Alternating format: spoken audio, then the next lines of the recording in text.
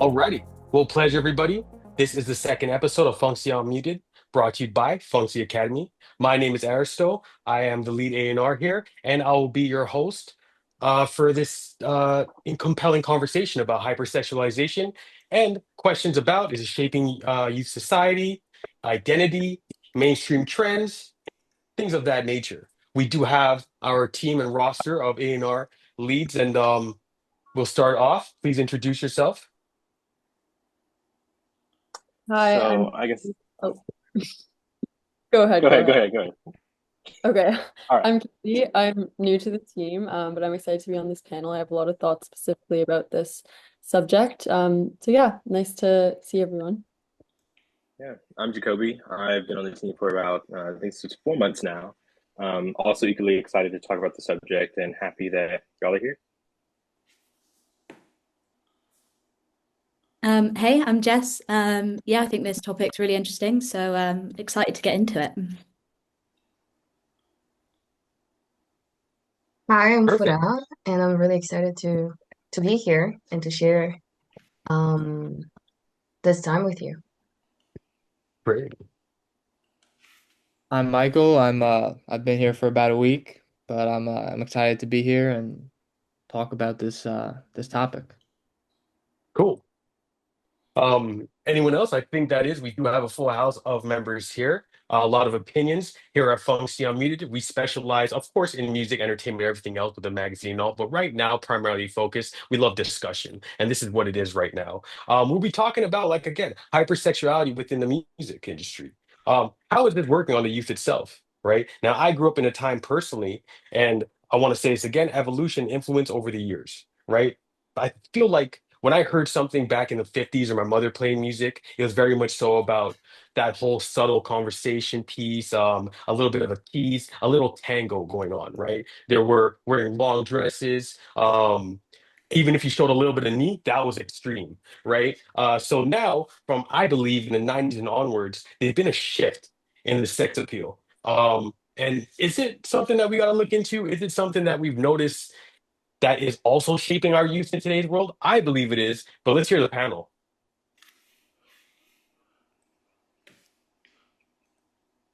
All right. I don't mind speaking. I don't want to overshadow Yeah, because I can please talk a just lot. go Y'all ahead. know. We'll freefall it. I mean, so listen, I'm a 2000s kid, so I mean, I'm gonna claim the 90s because I'm 2001, so we're close enough. Um, I agree. I feel like I mean all of us actually are probably 2000s kids in here, but I think I agree that we've kind of shifted from this like um, what I don't know this sense of yes conservatism conservatism sorry to now definitely more being more liberal and expressive, and that's not a bad thing by any means. You have to grow with the times, and it's important and necessary. Um, so as we talk about that, right, and to have artists like the Sexy Reds of today and the Lizzos of today, it definitely can spark that conversation of like, is this empowerment? Is this an upward progression, or are we going a little bit too far? Because I don't know, like what values and what pillars are still in action, if you will, within the music industry. What determines something as it's too risque and too bold for television versus oh no, it's all right. Yeah, and I find one of those issues too, and please, other people as well. I feel personally like that whole sort of, I feel that old school mentality almost, right? And personally, when it comes to even um that whole, like for example, I think that we have a twerk culture going on right now, right? Where many people feel like, how I explain, like women that are, or even yeah, women in general, like are the ones that are taking that and kind of making it and keeping that sort of stigma where um they're revealing a little too much to my personality. I'm not sure how it is because it's been so normalized that I'm finding like teenagers to even like 50-year-olds are doing this dance when they have a little drink in them, or for example just how they are in today's society when they be promiscuous or not. So, Aristotle, I know Baby Blues is saying he can't hear us. We have one person here saying they can't hear us. Can you hear me? Oh, I can hear you just fine. I'm hoping everybody else can hear me, so I wasn't talking for the last 5 minutes for no reason. But No, no, I can hear you, and I think everyone else can. There's one of our okay. guests Well, it's problems with going saying that he live. can't hear us. Yeah, Not a okay. problem. Hopefully that fixes up, and it's not a. It's just a self-contained issue, and Nice. everything is so live. Once again, you can feature all. You can see all this on our YouTube channel as well. That there would be segmented out there as well. So if you do miss anything, feel free to go ahead and check that out by all means. Um, Back to this real quick on the evolution over the years. I know for a lot of our team right here, our 2000 babies, like Jacoby has mentioned. But how do you feel about this? I want to hear your opinion on how is that in your, how I say, whether you're at a club or in your daily life. Maybe you find it a little too much, maybe you find it just on par. Do tell me. I personally feel like it depends on whether I see if that artist like feels like they're really comfortable with it and it was like part of their marketing brand and strategy and like that is what they like to do rather than like if it seems like maybe their management team like just told them to reveal more in order to sell the record. And that's the scary part about it right there, I find. Like to show a little bit more to sell that record. Like personally, I don't know how many people, for example, if you're attracted to that, right? That doesn't still mitigate me to go ahead and want to kind of press that play. You know what I mean? Or not press that play, but listen to that song or download the song or buy the album. Or for in today's world, buy some sort of merch. Right. So is it a shock value sort of situation? That's hitting my curiosity right now. And at what cost? I think we were just talking about, for example, Sabrina Carpenter is a great understanding of this. Well, a great example of this is that I feel she has so much going for her and then yet to kind of undermine it all, I feel like, and then go ahead and take that risque sort of style with the music, the content that she provides. It's a little, that's kind of my issue. With that situation is like, where are we watering down society at the same time? What are your thoughts?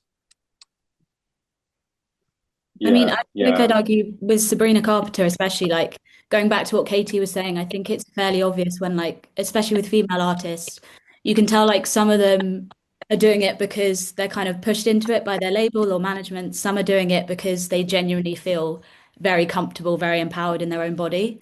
And I think like, especially Sabrina Carpenter, I think she just feels very comfortable, very empowered, and I kind of rate that from her personally.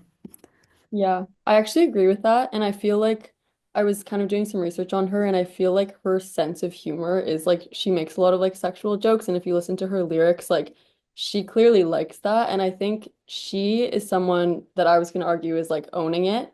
Um, I think though, like it's hard, like if you're a really young girl watching that, like it might be a little bit misleading. I think it just depends on her audience. Like I feel like if it's all like 20 something girls though, like that is her audience and they love it and I think it's working for her in that regard. I think she does a great job at like just teetering the line um, at like what her brand is, because her brand is exactly that, kind of like that Polly Pocket, just sexual, but not to the point where it's like in your face and overbearing. I think she does a great job at that. Only thing is that like her fan base is fairly young, so she kind of has to. Like I was reading too, and like some of the girls at her concerts, her in middle school are going in lingerie because that's kind of her costume style. So that is affecting the younger youth, but all in all, I do think she does a good job at being subtle with it, which I think that's appropriate, especially if your audience is younger. That's a great thing you brought up, and I'm very curious with the women, right? Because us men, we can't exactly speak for you, right? But when you mention empowerment, I find that quite interesting because it's one of those things where it's for as a male's point of view of the situation. I wouldn't want my sons to go ahead and feel like, um, for example, almost that put out culture, right? That's so I say ingrained almost in our society, right? And I feel like that's a precursor to that, due to like, what I mean, showing a little bit of shoulder, but then talking about it. What I mean? The lyrics continuously pushing on that. And how I grew up in that situation as well, so I understand it. But at the same time, too, it's almost I frown upon it now just because it's like, what are we doing to society almost, right? Like you're growing up in this thing, like for example, gangster culture was really huge back when I was in my teenager, right? And everybody felt gangster and there was a lot of crime in the streets and everything of that nature, right? How is that now? Do you know what I mean? For that whole empowerment situation. Like I love what Lizzo did, for example, whether she lost the weight or she gained the weight, she still owned her body. And I think that's so valuable in today's world that you own who you are and you're comfortable in your own skin. But for the ladies there, how do you feel like where is that borderline situation? I think like when I watch Sabrina, and we'll get into like Charlie XCX later, but like I personally feel empowered just because like I was saying before, like she owns it so much and like she's so comfortable with her art. And I feel like it's really hard to like censor art. Like I think, for example, like I think if like you're a parent, yeah, like this is one of the examples that I put. Like I think if you're a parent and you want to have like discretion towards that, maybe like just don't let your like child listen to her if you think it's a little bit like too sexual for the age that they're at. But like knowing me, it's like a 24-year-old, like I personally love her music and I feel like because I know she really stands behind it, that's why I resonate it with it as well. Cool. Now, when you look at Yeah. empowerment once again, and maybe Jess, you can also answer this too. But for example, you mentioned like Sabrina Carpenter and how she sort of owns that, right?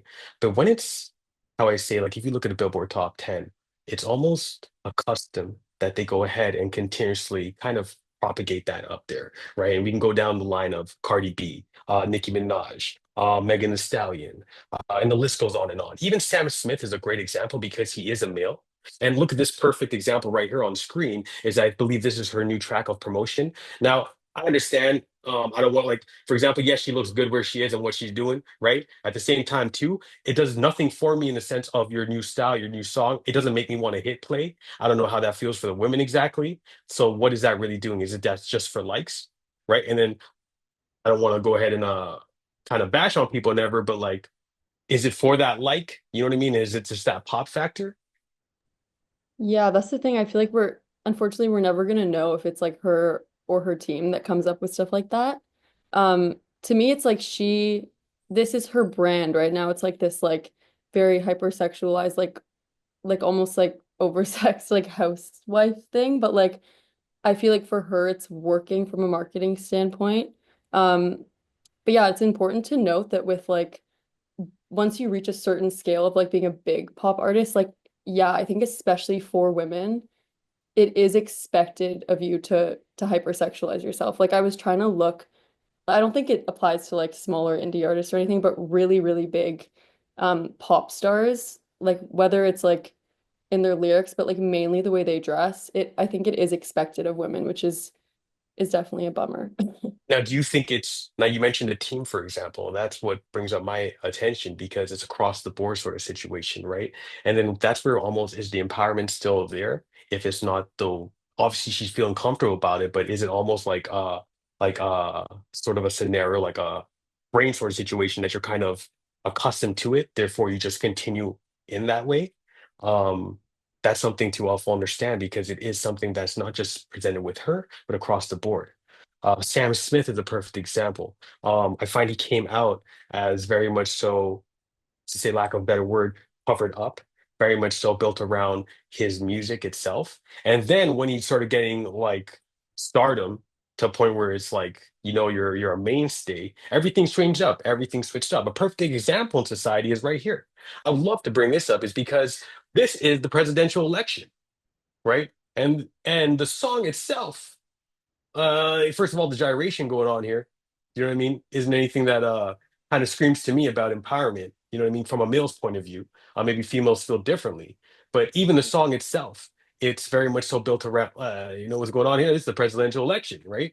So it's it's one of those things where I want to hear everybody's mindset. Like, is this something that we should be kind of propagating? Is something that we should maybe look at making a change now? Like, how do you feel about this? I think that there's a difference between empowerment and what some female artists are doing. Because when we see like Cardi B, Megan Thee Stallion, even Nicki Minaj before, or Sabrina Carpenter that we just saw, the fact that they are hyper-sexualizing themselves, it's the message that they're giving to other women, no matter if they're younger or older, is kind of like you are the body. Like the fact of having like a booty and having being pretty or looking like this or like that, that's your value and that's what makes you worth it. And that's something that personally I am not um I don't like. I think it is okay if you do want to reveal your body, if you do want to dress in certain way, the lyric, the song, whatever, you have the right to do so. However, there is also again a limit to not cross. I love that perspective right there for her because it's one of those things that I also gravitate as well too. Where is it that is the body more important than the mind? You know what I mean? I want to see that personality more, and I want to say the same thing when it comes off to the double standard when it comes to males. Right. For example, if we were doing the exact same stuff when it came to hypersexualization on our side of things, I'm pretty sure there'll be an uproar. You know what I mean? If you had a Big Sean once swaying from one side to the next, you know what I mean, and shaking their bum or whatever it may be. You know what I mean?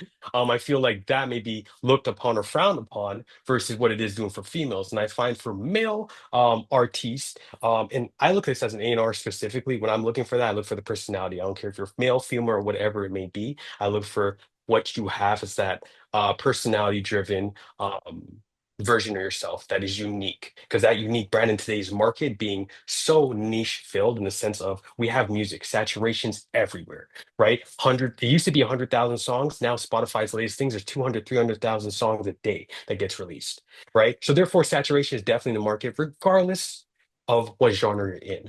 Therefore, it's so much more important to connect to your brand, to connect to your personality, to make you stand out by being yourself. I think that is so incredibly influential and important. And like Farhad's mentioned, it's one of those things where it's almost taking a sidestep to this whole Arcanian or even like I say like cavemanish resort to just, hey, it looks good to me. You know what I mean? Shake your bum and I'm gonna pay attention. Where I think we as society has completely evolved from that. Yeah. I think And like the okay. I think like when you think about music in the old days, like years ago, like artists like, Bob Dylan or Willie Nelson, like Yeah. it didn't matter what they looked like back then. Like it was just music. Like if the music was good, then they would get big. But nowadays it's like it's so much harder to be like a superstar, like if you're not like attractive to the public, you know what I mean?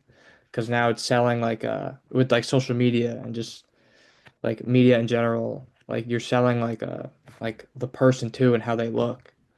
And it's just a big change from how, when years ago when music was like starting, you know? I Yeah. love that you actually brought I that up. Go ahead, Jacoby, please. I agree. Like, I mean, as we know, like A&Rs are going after people not really because they're music anymore, but because of how many followers they have on social media. And usually a Yes. lot of that comes from for the ladies because they look pretty, and then the men because well they also look pretty, I'm sure. Like they also have to sell that. So sex sells, lust sells, especially in the music industry, and that will always be king. And to kind of like segue because I feel like um so with the ladies struggle in the music industry is like them being objectified for their body and their femininity versus the men's it's somewhat the same way but also for like our masculinity. Yeah. So like in regards to instead of for the ladies how they dress how they present themselves for the guys it's like what kind of bars can they write, what's Yeah. how thug can they be, how for the streets are you, and that determines your manhood. Yeah. So like if you were to put like a Benson Boone and a Sam Smith up against a Future and Drake, there's going to be some conversations and some you can already tell the daggers are going to be thrown at those two guys because of again fill in the blank. Um, so it's like how I'm not trying to say like men have it any worse than any other person by any means, but it's like in the way that we are judged per se, it's in our lyrics. Future's lyrics, Drake's. I mean, you've seen Drake, right? Drake is literally trying to be more thuggish. Hanging out with the 21 Yeah. Savages and the Boosies of the world, to again prove that he is street enough. With him, especially in the rap game. If you're trying to be like a gay rapper or any part of the LGBTQ community, in rap, then you're gonna have a tough time being accepted because that is a genre that is very homophobic. Let's just call it what it is. Um, so it's like how my next question, I guess, is how do these things come up in the people's bars and what they write in their lyrics? Yeah, that's a great way of looking at it. I love that person that perspective because the situation is it brings up to another great point is us as the male counterparts aren't exactly doing our best when it comes to even changing that sort of mindset to the youth or society itself because a lot of the written bars in top 10 is also contributing to the women or even the men or the hypersexualization within the industry by what we talk about, right? It's usually about sex, money, and drugs, right? And if you're not talking about sex, money, and drugs, then they make it feel like it's not something that you want to pay attention to. But the truth is, and I believe everybody on this panel and around the world itself do have a connection to so many other things, right? And well, since you mentioned up, the LGBT community is so strong and it's a vital part in society's evolution. And I believe so that it's very much more in today's world that we make those changes. For example, in hip hop, if it's kind of frowned upon, yet it's so active within the underground, why is it not being shown up more and much more broadcasted in a relative space that is connected to whether you're male, female, or anything else? Do you know what I mean? Like it should, I want to almost bring up the same standard when it comes to the context of creativity. Because once again, it is about being creative. So, for example, if I wake up in the morning, I speak about, I don't know, my day or my coffee or something like that, it may be a little thing. But if I can put that together with somebody else and kind of create that relationship, I think that's the main thing right there. And are we losing out or are we basically making a melting pot? Is what I'm saying, right? Is there any difference? Like, I don't see any artists that are doing that more so that's in the top 10 currently, you know? So that's intriguing to me. Perfect Yeah, example is you see, what's his name? Tyler, the creator. He still comes up in my head. Why? It's because he's so different from everybody else. And I want artists and producers to really understand how important and vital that is in a saturated market. I agree. Um, I agree. Great. And yeah, so right back to what we were saying, I think Michael, you had brought up too about that the male counterpart situation as well. Um, and it's one of those things where it's like, how does that connect to even with the collaborations, right? Because I think Drake and Sexy Red, they came out with a very raunchy collaboration. And I understand if that's her sort of gimmick, but Lord, what does that do to everybody else? You know what I mean? Because somebody's pumping music, someone's pumping money into that music to let that explode. You know what I'm coming from? And it's one of those things where is it gatekept? Is everything we listen to, is everything we watch gate kept? And if so, who's playing that little, and playing with the strings? And on top of that, too, why is it all continuously pushed around hypersexualization or treating the society as if we were cavemen? What are your thoughts, please? Um, right. I think it's just the new age of social media and everything. Like I remember like I was born in 2004, so I had an iPod when I was 8. I was 8 years old and I had an iPod and I had access to, the internet, YouTube, Vine, Instagram, and I would like that's like and that's when I think it started like social media started taking off, and these songs on Vine about like twerking and whatever. Um, so literally my whole life, since I can remember things, like it's just been like how like this, sex sells, how sexualized can a song be? And usually it's like the more it is and the more popular it gets, and there's more trends on social media you can do to it, and girls can do it that. So it's just I think, social media is I think it's the reason that it's happening, and I don't see it stopping, because social media is here to stay, Cool. I got to counter you real Yeah. quick on that right fast, just because I find since the 90s, it's been progressively getting worse. When you look at Madonna, for example, in the late 80s, and she kind of was on the forefront of sexualization or hypersexualization with the videos and what she came out with. It was kind of a faux pas, but now it kind of changed and she was accelerating that. But then by the time Britney Spears came out, Christina Aguilera was very much so body driven. And then it just started to explode with the way of hip hop, the objectification of not just like, yeah, I guess women in general. I think that has also kind of put us into this perspective or into this push. But back to that gatekeeping situation, right? If, for example, Furha had put up a great example, and I'm sure she's going to mention it right now. But like, what is that doing? You know what I mean? Like, who is in control of what's happening? Furha, please. I think it's easier to control people when they don't know their values. And the best way to kind of like brainwash people is also with music, because music is really Yeah. powerful. It's the song and the lyric. The more you listen to something that tells you something and you repeat it every day, you believe it. So Yes. it is easier for them to gain control over the mass population when they only say to women, okay, you have a big fat ass and you have big boobs and you're pretty, and that's the only thing you should focus on. And if you don't have that, go do something for you to have it, because that's the, Mhm. the only thing that's important. And it's easier also to go to men's and to be like, okay, you have to act like this, to walk like this, to if you're from whatever place, you have to have a gun, to walk like this, to talk like this, and to think like this about women, because women only have big boobs, and so it's easier. I think it's just a way now. Music, it's not anymore like arts itself, on where like we denounce and we paint the society, we paint the reality in which we're living. It's more of how can I control people, and what can I take from those people?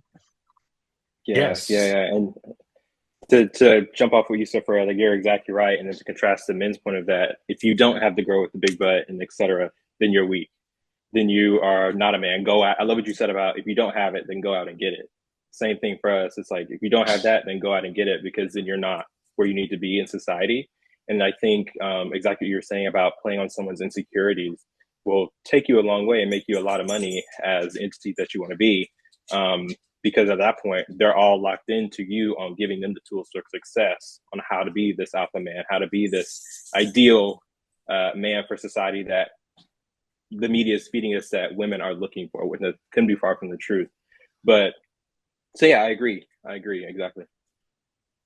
I actually love both of those perspectives. I think that is hitting the nail um, on the head right there with that one. Is the shackles not on us physically, but is it on our mind and our control over our society and these sort of opinions? Because you're completely right on that. The mind state of society in general, it's if I don't have, let me go ahead and get. But what piece and at what cost is that really at? That's a great conversation. And once again, this was a great conversation.